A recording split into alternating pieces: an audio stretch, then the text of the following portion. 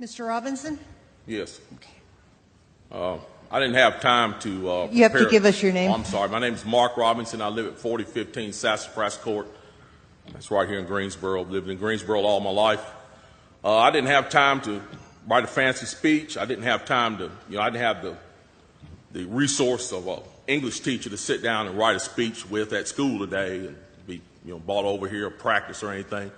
What I really came down here for is this. I've heard a whole lot of people in here talking tonight about this group and that group and domestic violence and blacks, these minorities and that minority. What I want to know is, when are you all going to start standing up for the majority? And here's who the majority is. I'm the majority.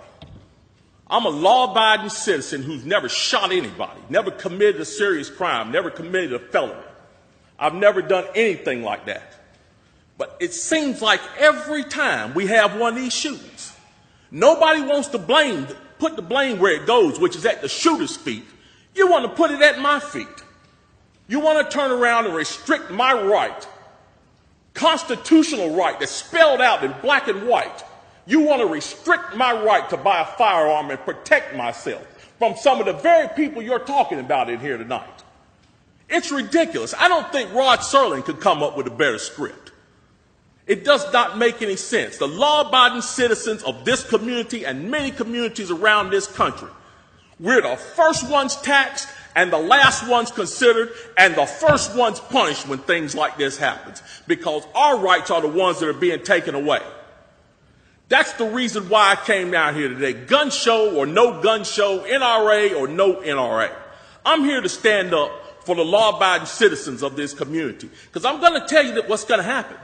You can take the guns away from us all you want to. You all write a law, I follow the law, I'll bring my guns down here, I'll turn them in.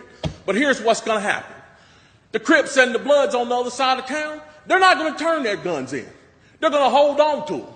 And what's going to happen when you have to send the police down there to go take them? The police can barely enforce the law as it is. As what I see, we demonize the police, criminalize and vilify the police, and we make the criminals into victims. And we're talking about restricting guns? How are you going to do that? How are you going to do that when the police department's already hamstrung? You're not going to be able to go down here and take these guns from these criminals. So the criminals are going to hold on to their guns. They're still going to have them. They're still going to break in my house, and they're still going to shoot me with them. And guess who's going to be the one that suffers? It's going to be me. Well, I'm here to tell you tonight, it is not going to happen without a fight. And when I say fight, I don't mean shots fired. I don't mean fists thrown. I mean I'm going to come down here to this city council and raise hell just like these loonies from the left do until you listen to the majority of the people in this city. And I am the majority.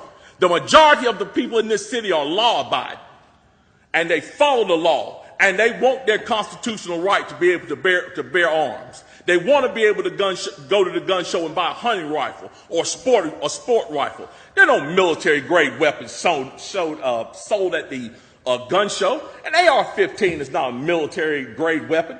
Anybody that would go into combat with an AR-15 is a fool. It's a semi-automatic .22 rifle. You'd be killed in 15 minutes in combat with that thing. So we need to dispel all these myths, and we need to drop all this division that we got going on here. Because the bottom line is, when that Second Amendment was written, whether the framers liked it or not, they wrote it for everybody. And I am everybody. And the law-abiding citizens of this city are everybody. And we want our rights, and we want to keep our rights. And by God, we're going to keep them, come hell or high water.